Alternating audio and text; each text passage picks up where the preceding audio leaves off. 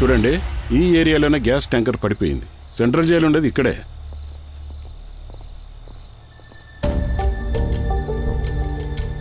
విజయ్, ఈ జైలు నుంచి మార్చడం కాకుండా ఇంకొక ఆప్షన్ ఏమైనా ఉందా మనకి? సార్, అది ఆల్రెడీ డిస్కస్ చేశాం. గ్యాస్ రీఫిల్లింగ్ చేయడమే మనకున్న ఆప్షన్. వాళ్ళు ఇక్కడికి చాలా దూరంలో ఉన్నారు. వాళ్ళు రావడానికి ఇంచుమించు 5 గంటల టైం పడుతుంది. అందులో ఈ గ్యాస్ ఎక్కడ వరకు స్ప్రెడ్ అవుతుందో తెలీదు. సార్, ఒక్క నిమిషం సార్. సార్, అలా చూడండి సార్.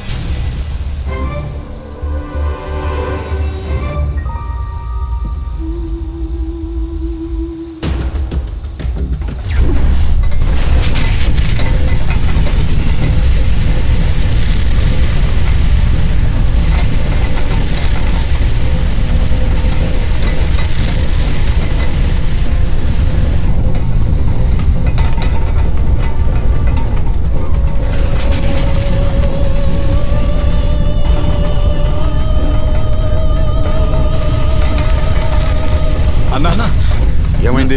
సడన్ గా ప్రెషర్ చాలా ఎక్కువైంది అన్న. బ్లాస్ట్ అవడం వల్ల హీట్ చాలా ఎక్కువైంది అనుకుంటాను. వచ్చిన టెక్నీషియన్స్ దాని దగ్గరికి కూడా వెళ్ళకపోతున్నారు. వాళ్ళు ఎక్కడున్నారు? అక్కడున్నారు. ట్యాంకర్ డ్రైవర్ వీలైనంత త్వరగా ఇక్కడికి రావాలి. వాళ్ళ కండిషన్ ఏంటి మీకేమైనా తెలుసా? ట్యాంకర్ ప్రెషర్ ఎంత వరకు పెరుగుతుందో చూడాలి. అలానే మీటర్ చెక్ చేయాలి. వాళ్ళు వస్తేనే అంతా జరుగుతుంది. వెంటనే వాళ్ళు రమ్మని సార్. సంజీవ్, వెంటనే సెకండ్ యూనిట్ పిలువు. ఇంకా ఎక్కువ వాటర్ పడితే అది కూల్ అవుతుంది. Okay sir. విజయ్, నాకెందుకో ట్యాంకర్ లో ప్రెషర్ ఎక్కువగా పెరిగినట్టు అనిపిస్తుంది. మనం దాన్ని కంట్రోల్ చేయలేదంటే లీకేజ్ ఇంకా పెరుగుతాయి. ప్లేట్ పగలడానికి కూడా ఛాన్సెస్ ఉన్నాయి.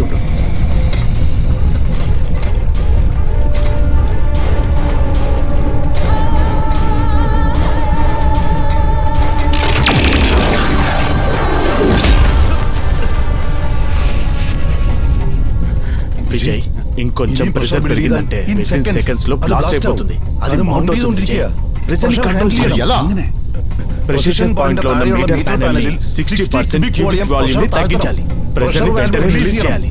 But it's dangerous. ఒకవేళ అలా చేసామంటే లోపల వెంటనే హీట్ అవుతుంది. కానీ బ్లాస్ట్ అయ్యే ఛాన్సెస్ కూడా ఉన్నాయి. 60 క్యూబిక్ వాల్యూమా?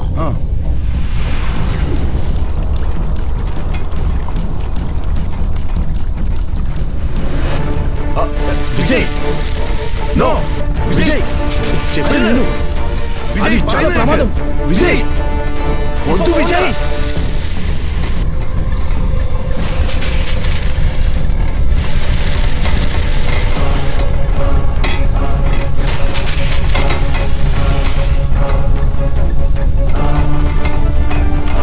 విజయ్, నో.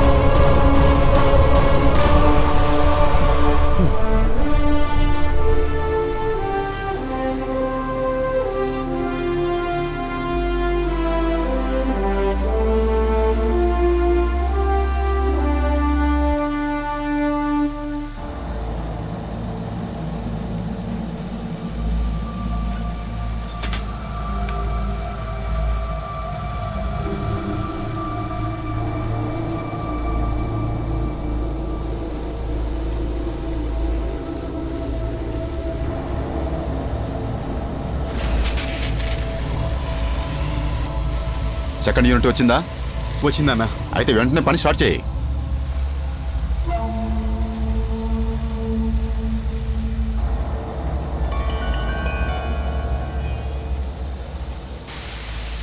నువ్వు గమనించావా? చూసావా విజయ్, చేసేస్ కనెక్ట్ ల్యాబ్ ని సరిగా ఫిట్ చేయలేదు. Waste fellows. ఇంత కేర్లెస్ గా అక్కడ ఉన్న వాళ్ళు పనిచేసేది. కరెక్ట్ గా ఫిక్స్ చేస్తుంటే అది కింద పడేది కాదు. సేఫ్టీ గురించి కొంచెం కూడా పట్టించుకోలేదు. Waste fellows.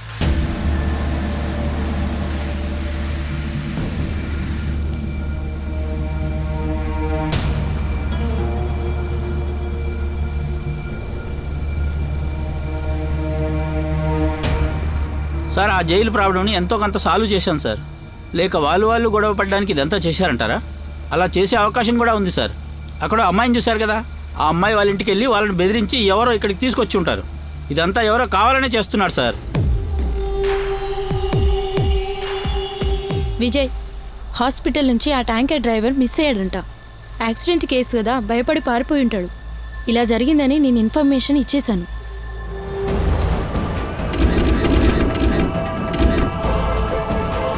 చూసావా విజయ్, చేసేస్ కనెక్ట్ ల్యాబ్ ని సరిగా ఫిట్ చేయలేదు. ఇదంతా కావాలనే చేస్తున్నారు sir. Tanker driver miss అయ్యాడంట.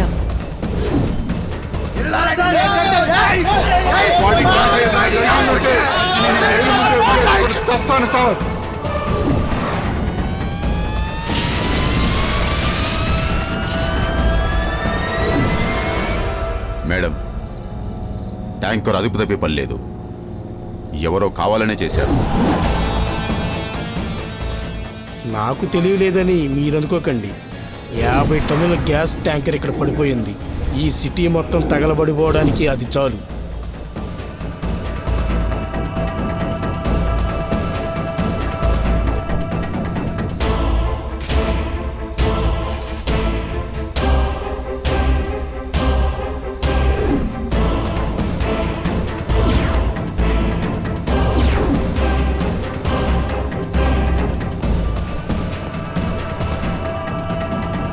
It's a setup, conspiracy.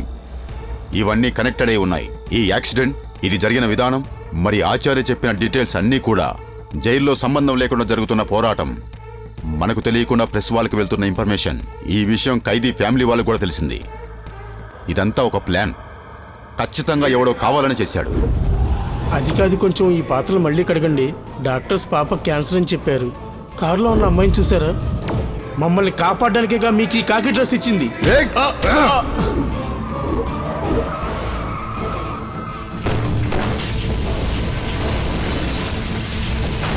అంటించేస్తా.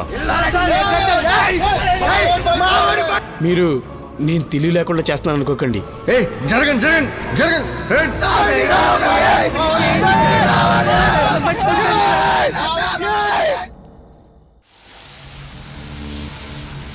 మీరు చెప్పింది ప్రూవ్ చేయడానికి మీ దగ్గర ఆధారాలు ఉన్నాయా? సార్, ట్యాంకర్ డ్రైవర్ హాస్పిటల్ నుంచి మిస్ అయ్యాడు. రిఫైనరీస్ వాళ్ళు పంపించిన డ్రైవర్ ఈయన కాదు. అది ఆ రిఫైనరీస్ వాళ్ళే క్లియర్గా చెప్పారు సార్. అంతేకాదు సార్, నరేంద్ర ఆచార్య స్కానింగ్ సెంటర్కు వెళ్ళింది, అమ్మాయి రిపోర్ట్స్ తీసుకోవడం అంతా అబద్ధం సార్. ఇన్ఫాక్ట్ అది రొటీన్ చెకప్లా జరిగింది. జైలు వార్డెన్ కూడా అతని మీద అనుమానం ఉంది. ఇలాంటి ప్రాబ్లం ఏదో ఒకటి జరుగుతుందని జైల్లో ఉన్న ఖైదీలకి ముందుగానే తెలిసిపోయింది. జైల్లో ఉన్న సూపర్వైజరే మనకి ఇన్ఫర్మేషన్ ఇచ్చారు. ఆలోచిస్తుంటే ఎవరో కావాలని ఈ పని చేసినట్టున్నారు సార్. ఇప్పుడు మనకున్న సిచ్యువేషన్, జైల్లో ఉన్న ఖైదీలు మన దగ్గర నుంచి తప్పించుకోకుండా ఉండడానికి ఎలా జాగ్రత్త పడాలా అని. ఇందులో మీరు సందేహించాల్సిన అవసరం లేదు. జైల్లో ఎవరో ఒక వ్యక్తిని లేదా పెద్ద సర్కిల్లో ఉన్న వాళ్ళని తప్పించడానికే ఇదంతా చేస్తున్నారు. ఇలాంటి హై ప్రొఫైల్స్ ఉన్న వ్యక్తుల్ని జైలు రికార్డ్స్ని బట్టి కనిపెట్టగలమా? కష్టం సార్. జైల్లో ఉన్న 400 మంది క్రిమినల్స్లో వాడెవడనేది కనిపెట్టడం కష్టం సార్. అంతమంది క్రిమినల్స్ మధ్య వాడిని మనం ఎలా గుర్తించగలం సార్?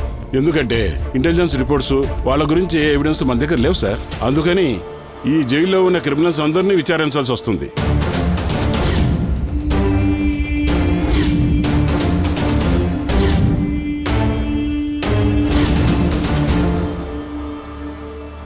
మీరు చెప్పిన దాన్ని బట్టి చూస్తుంటే వాళ్ళు ఇదంతా చేయడానికి కారణం ఏంటి?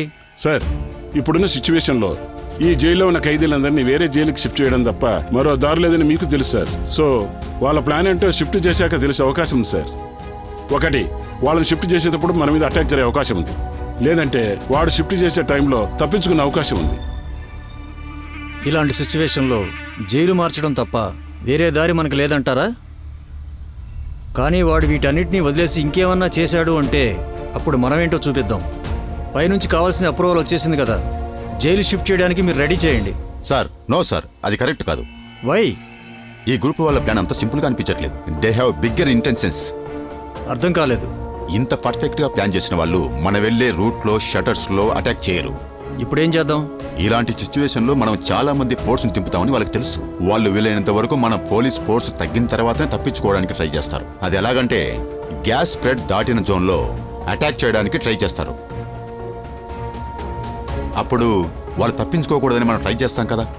అవును విజయ్, ఆ ఒక్క నిమిషం చాలు వాళ్ళు అక్కడి నుంచి తప్పించుకొని పోవడానికి. ఎలా అంటారు? వాళ్ళు గ్యాస్ స్ప్రెడ్ అయిన ఏరియాని కాల్చేస్తారు. దాంతో మొత్తం ఇక్కడ బ్లాస్ట్ అయిపోతుంది.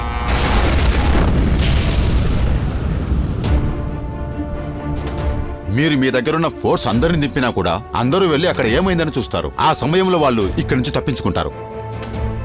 అందులోనూ జైలు షిఫ్ట్ చేయడం చాలా డేంజర్. అయితే మరి ఏం చేద్దామంటారు? నేను రీఫిల్లింగ్ టెక్నీషియన్తో ఒకసారి మాట్లాడి చూస్తాను. అమర్, రండి. ఎస్. ఇది ఆఫ్ ద బుక్ ప్రాసెస్. మనం రీఫిల్లింగ్ వెహికల్ కోసం వెయిట్ చేయకుండా లోకల్ ఎక్విప్మెంట్ యూజ్ చేసి ఈ ట్యాంకర్లోని ఎల్పీజీ ఆ ట్యాంకర్లోకి మార్చాలి. ఓకే, ఇలాంటి సింపుల్ ఆప్షన్ ఉన్నప్పుడు ఇప్పటివరకు ఎందుకు లేట్ చేశారు? సార్, అది రిస్క్. దానికి లైసెన్స్ లేదు కాబట్టి మనకి ఇంకా హై రిస్క్ అవుతుంది. ఓకే, ఈ ఆపరేషన్ చేయడానికి మీరు కాన్ఫిడెంట్గా ఉన్నారా? ఒక రిఫైనర్ టెక్నీషియన్గా మీరు ఈ పని చేయడానికి కాన్ఫిడెంట్గా ఉన్నారా లేదా? సార్, అది కొంచెం రిస్క్ సార్. రిస్కా కాదా నేను అడగడం లేదు, అది నీ వల్ల అవుతుందా లేదా? సార్, అది సార్, నేను చేస్తాను. I will do it.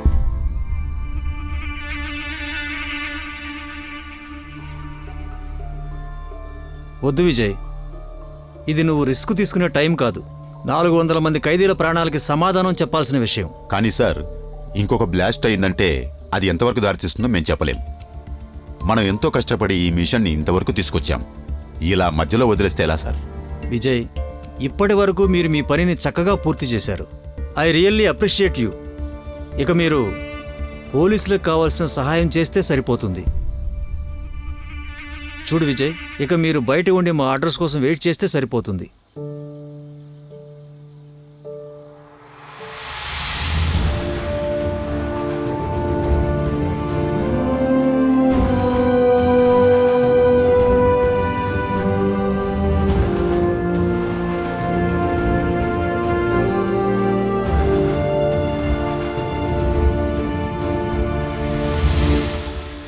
నేను ఐజీతో కొన్ని విషయాలు డిస్కస్ చేయాలి.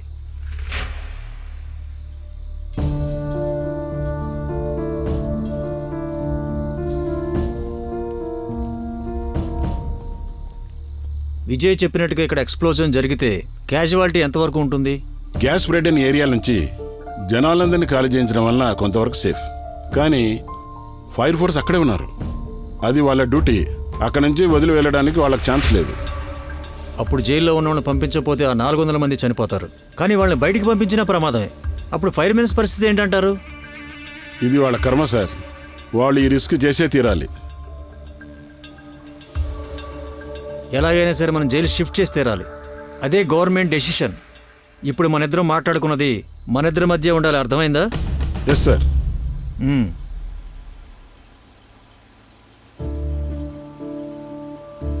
నువ్వు ఇక్కడేం చేస్తున్నావు? అన్నా, ఇక్కడ జరగబోయే ప్రమాదం గురించి నీకు నాకు బాగా తెలుసు. కానీ ఏ ధైర్యంతో మనం ఇంకా ఇక్కడ ఉంటున్నాం? అన్నా, నిజం చెప్పండి, మనం అందరూ చనిపోతాం కదా. ఇది నిప్పన్నా. మనమే మన ప్రాణాలని దాని చేతిలో పెట్టాం. ఇది మన డ్యూటీరా, మనం చేసి తీరాలి. డ్యూటీ ఎందుకన్నా? ప్రాణాల్ని అరచేతిలో పెట్టుకొని రేయి పగలు కష్టపడుతుంటే ఎవరో ఒక పోలీస్ ఆఫీసరే కదా నిర్ణయం తీసుకుంటున్నారు.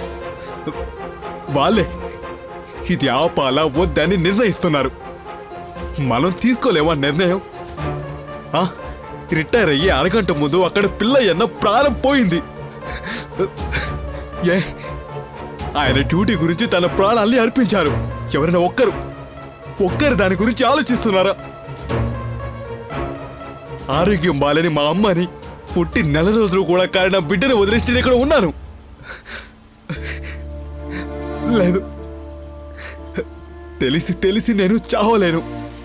మహా అయితే ఒక సస్పెన్షన్, లేదు జాబ్ నుంచి తీసేస్తారా, తీసేయండి.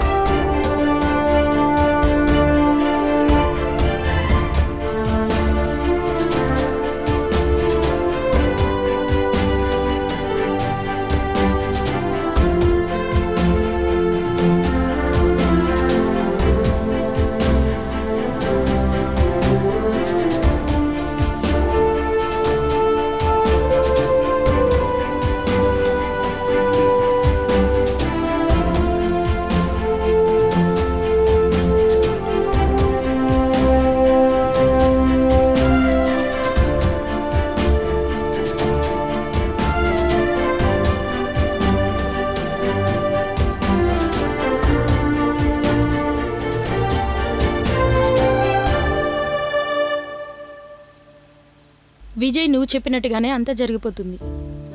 లిజన్ విజయ్, ఇప్పుడు మనకి సేఫ్టీయే చాలా ఇంపార్టెంట్. జైల్ షిఫ్టింగ్ జరిగేంత వరకు మీరు ఏదైనా సేఫ్ జోన్కి వెళ్ళండి. మీకు డ్యూటీని అతిక్రమించినట్టు కూడా ఉండొచ్చు. ఒకవేళ దీనివల్ల మీకు సస్పెన్షన్ కూడా రావచ్చు. ఇప్పుడు మనకు సేఫ్టీయే ముఖ్యం, ఎథిక్స్ కాదు విజయ్.